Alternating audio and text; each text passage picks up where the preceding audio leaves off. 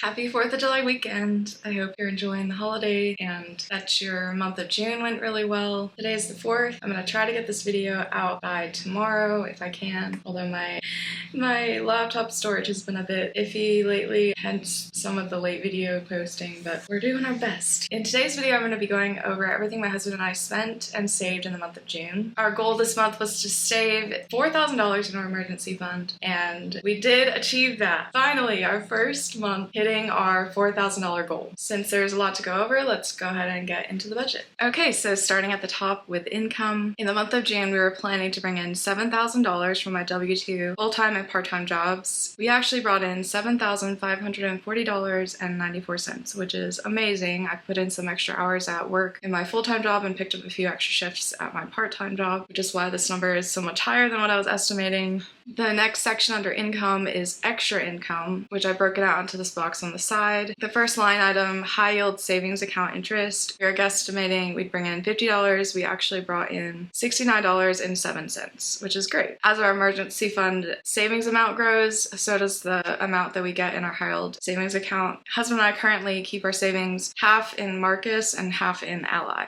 high yield savings accounts. The next category, credit card cash back. We were guesstimating $50. We actually brought in $67.15. Next, medical claims. We were guesstimating about $90. We actually brought in $0. We completely switched over all of our providers to in-network, so now we don't have to cover any more out-of-pocket costs, hopefully for the rest of the year. So this is actually good news, even though we didn't bring in anything in this category this month. The next category is supplements. My mom is paying me back in installments for some supplements that I purchased for my sister. She wasn't able to pay me back last month, so she paid me a double payment this month, $300, and then an extra $22 for some things that I bought for my sister in the month of May. The next category is Facebook Marketplace. Last month I posted about 5 things on Facebook Marketplace, and I only sold one of the items, which was $50. So a bit under in the school, but we were able to make it up in other categories, which is great. Next, bank bonus Chime, $0. We were not able to collect this Chime bank bonus. I talked about it more in another video. The next category under extra income is credit card bonus. We were guesstimating about $750. We actually brought in $950, which is great. This $950 is from 2 different cards. I opened up the Chase Premier card. My husband opened up the Chase Freedom Flex card, and I got a $750 bonus and my husband got a $200 bonus. Instead of opening up another bank account to get a bonus, my husband and I decided to open up more credit cards to get credit card bonuses, and we still need to pick one for my husband, but I opened up the American Express Blues credit card because that one has 5% back on groceries, which is a really great deal. I think the bonus for the American Express card is pretty low, so my husband's probably going to open up a card that has a bigger bonus to offset that. But anyway, more to come in this category, but so far we've earned $950 in credit card bonuses, which is amazing. The next category is a new one, interest fee refund. I got back $4.05 in the month of June. Next, cash apps. I only cashed in on one cash app in the month of June, and that was Upside. We got back $8.08. And I didn't realize that when you cashed in on Upside, it had to be a $10 minimum. When I went and cashed it out, it didn't say that there was a fee at all, but they took a $1 fee because it was under $10. It was $9.08. So they took a $1 fee for me to cash it out. Live and learn. I know next time to wait till there's at least $10 in the app before cashing it out. Otherwise, you pay a fee. The next category is birthday cash. My husband's birthday was in the month of June, and he got $50 from a family member, which was amazing. That went to his fun money category, and I think he spent it on a video game.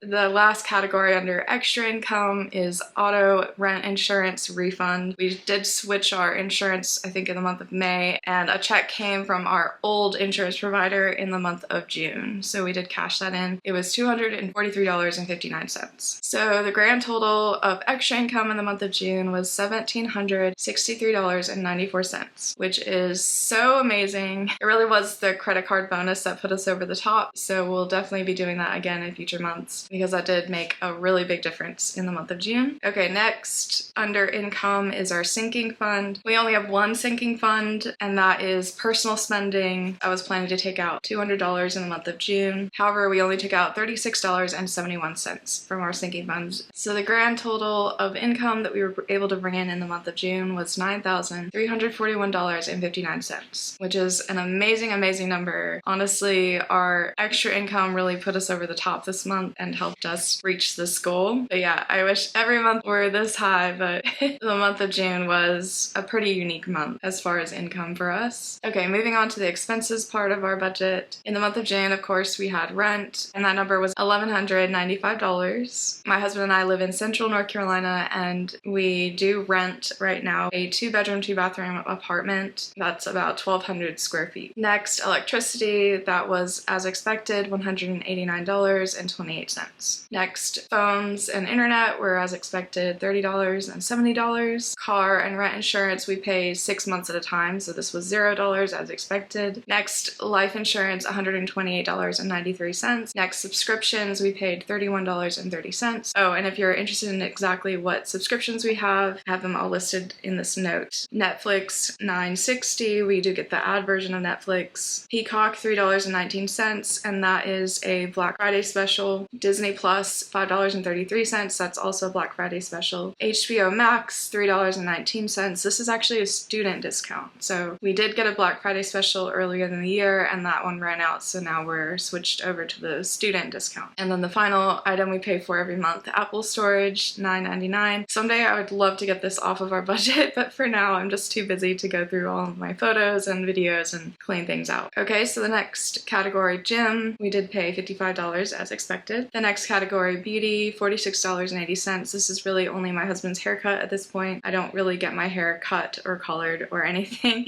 at the moment, although that will change later in the year as I will be a bridesmaid in my friend's wedding in October. However, I may just cut my own hair. I'm not sure about that. I asked my brother to do it for me because he's really good at that kind of stuff, and he was like, why don't you just do it yourself? It's really easy. So I don't know, that could turn out good or bad. We'll see. If I don't do it myself, I'll probably just go to Sports Clips because it is literally like $15-20 for a haircut at Sports Clips, and they're always running some kind of discount or promotion, and there's usually some kind of discount or coupon on my credit card that I could use. So anyway, I know my hair could look better, I could try harder, but I work remotely right now, and it's just a little hard to be motivated about the way I look sometimes. Anyway, that was a lot of information, but $46.80 in the month of June, and that was correct. The next category, gas for our car, we budgeted $200. We actually spent $216.90. So the thing that pushed us up over the top was that my husband took a couple Ubers to his friend's birthday party. Right now my husband and I share a car, and I had to go to a doctor's appointment that day, so he took an Uber to the party. The next category, groceries, we were hoping to spend $900 in the month of June. We actually spent $834.71, which is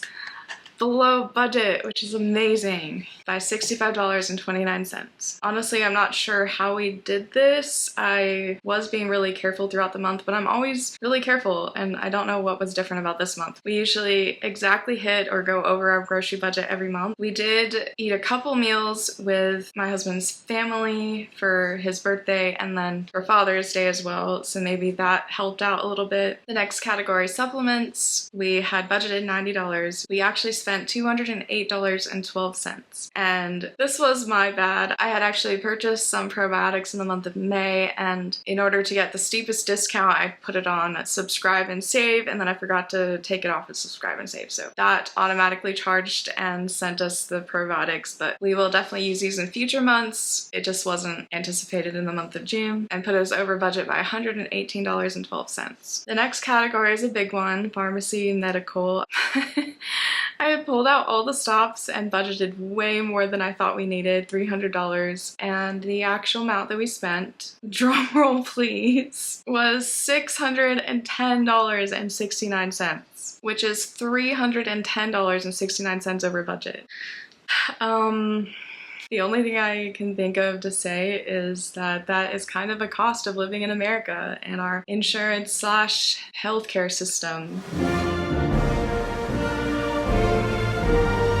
This number included some allergy meds that I purchased for $9.25. We also had prescriptions of $85.46, and then a medical bill, $515.98. So anyway, 2026 has kind of been an expensive medical year for us. Okay, so moving on to eating out, we had budgeted $300. We actually spent $302.83, so super close. So we were over budget by $2.82, which is still really good. I put in the note all the things we purchased in this category. So Mexican food, we got it delivered, $34.56. For my husband's birthday, we went and got sushi. That was $124.96. I picked up some breakfast for me and my sister before we went volunteering one day, $15.39. Pizza Hut, $27.76. We took my niece to dinner at a Chinese buffet because her family went on vacation and left her behind. So anyway, that was $41.72. And then finally sushi a second time. This one I picked up the order at the restaurant and the total was $58.44.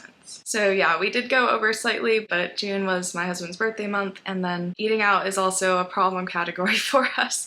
So I'm extremely proud of only going over by $2 and something cents. Next category, entertainment. We had budgeted $100. We actually spent $108.92. This was for a Weird Al concert for my husband's birthday. We purchased the tickets for this in the month of May, and then in the month of June we spent an additional $65.72. This included parking as well as snacks at the Coliseum and drinks, things like that. The next item under entertainment, we took my sister to see Supergirl. My youngest sister has Down syndrome and she really wanted to see Supergirl. She was texting me about it for weeks before it came out, and it's really hard for me to say no to her. She's just so adorable. So my husband and I did take her to see Supergirl. That was $64.20. We kept it a little cheaper by going to a matinee, but we did buy popcorn and drinks, and that made the price go up a little bit. The next category is personal spending for me, and I didn't spend any money in the month of June. Super proud of this number. I set a goal for myself earlier this year that I was going to do a no spend / low spend challenge for the rest of the year. Honestly, I think something's been happening to my brain. After a few months of not spending, I think my brain got reprogrammed or something, because now I just don't even think about spending anymore. When I go somewhere, for example, I went to a thrift store the other day to find some flower pots for the plants I'm growing and selling this summer. And even though I was very interested in looking around at other stuff, I just told myself, no, you don't have any money to spend, so why even bother looking? So just looked at the flower pots and then left. And it saved me time and money. I've also been finding that just completely cutting online shopping out of my life has given me a lot more disposable time to work on these YouTube videos, which is always a plus. And it's helping me appreciate the things I do have, because I do already have a lot of stuff. It helps a lot. So moving on to my husband's spending category. As I mentioned, June was his birthday month, and he spent $206.17 in the month of June. Next is household. I was budgeting about $50. I did go over this category a little and ended up spending $58.25. Like I mentioned earlier, I did go out and buy some flower pots to be able to plant the pothos clippings that I've been growing, and I went around to some thrift stores and then bought 6 pots for $9.01, but that did put me over budget slightly. I will be making this money back hopefully when I sell those flower pots, so I'm not too worried about going over in this category. But yeah, technically over by $8.25. The next category is a big one. Gifts. We had budgeted $175. We actually spent $478.42. I wrote down a list of everything included in this number. Video games for my husband's birthday, $70. I purchased a 2-hour massage for my husband for his birthday, and that was $186. It's called an shiatsu massage or something, and he also got cupping, plus it was a 2-hour massage. So I was actually expecting this to be way higher than $186, but because he was a new client to this particular massage place, he got a discount as a new customer, and then the total including tip was $186, and he tips pretty generously. So that was actually a really good deal, I feel, and I think he's definitely going to be going back, because he told me me that he doesn't have neck pain anymore after going there. Yeah, that was definitely a great buy. We bought some slushies for our nieces and nephews, $12.35. It's been really hot in North Carolina lately, and we bought them slushies one day while we were waiting to go somewhere, and it was just really, really hot in the car. Next Father's Day, we bought some beers for $11.76. And then the big item that definitely pushed us over was that the Hurricanes won the Stanley Cup. My husband is a huge, huge Hurricanes fan. He was so excited, so we bought Hurricanes championship t-shirts. That was $188.94, and this was a great purchase. He bought quite a few different t-shirts and is really enjoying them this summer. Next, we bought some candy for our nieces and nephews, $9.37. So yeah, sorry about that, my camera died. So yeah, overall we did go over in our gifts category by $303.42. However, gifts is something my husband and I really enjoy purchasing for our family, and the Hurricanes won the championship, so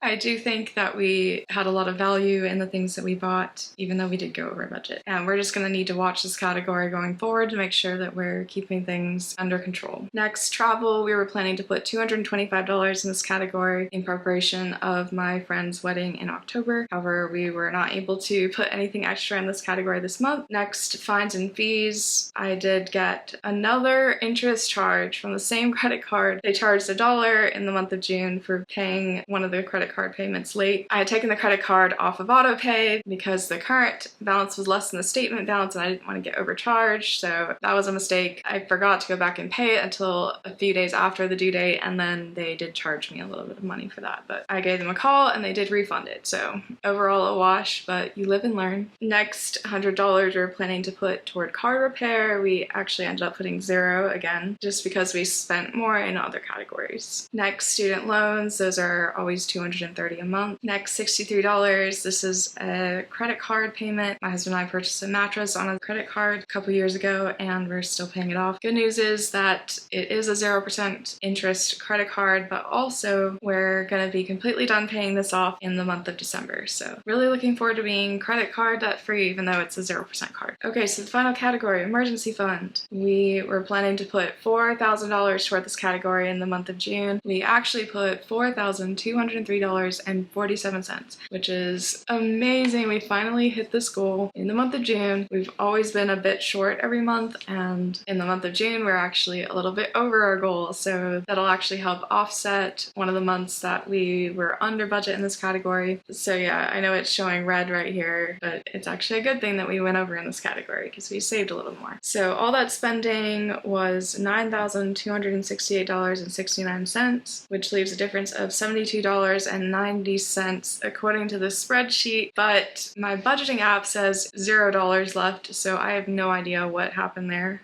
I use the budgeting app YNAB, and it's something to do with the credit card categories. I can never figure out what is going on in that part of the app. I did end up reconciling the budget in YNAB. I went through every single credit card, every bank account, every transaction, and everything was correct. So I literally have no idea why this number isn't 0 right now. I'm not gonna worry about it. Everything will work out, and the money is in our bank regardless of where it was assigned. All right. I totally forgot to go over the June to-do list. The first item was post 5 items for sale online, and I did accomplish this. Next was register for county fair. I did not complete this because the registration wasn't open in the month of June. I'll get that done in July. The final to-do item was research yard sale options, and I did accomplish this. My sister-in-law agreed to let me use her yard to do a yard sale in August, so we're gonna get that ready. All right. I'm going to color in our tracker for the month of June. I made the tracker kind of a gaming theme for my husband because it's his birthday month, and we finally reached our goal. So I'm going to color in the entire tracker. It's so exciting. I can't believe we're already halfway through this challenge. The time has literally flown by, just trying to knock this goal out as soon as we possibly can so we can get back to investing and switch to some new goals that are a lot more exciting than saving for an emergency fund. Just saving a giant pile of money that's just gonna sit there isn't the most exciting goal. However, it is a very important goal, especially with the economy that we're in today and the higher prices and the lower job security and how long it takes to get a new job if you lose a job. Since we did make an extra $203.37 extra this month toward our goal, I'm gonna go back to one of our old trackers that didn't completely get filled in and fill in $200 worth. I'm also going to fill in our 30K tracker. Okay, that's it. If you made it to the end of this video, thank you so much for watching. I'm really excited about the month of July, pairing a 3 paycheck month with a no buy challenge, hitting $6,000 toward our emergency fund. And we are going to be eating out 0 times in the month of July, which is going to be an extra challenge. My husband and I have never done anything like this before. So if you're interested in seeing that, be sure to subscribe and like this video if you liked the video, and I'll see you in the next one.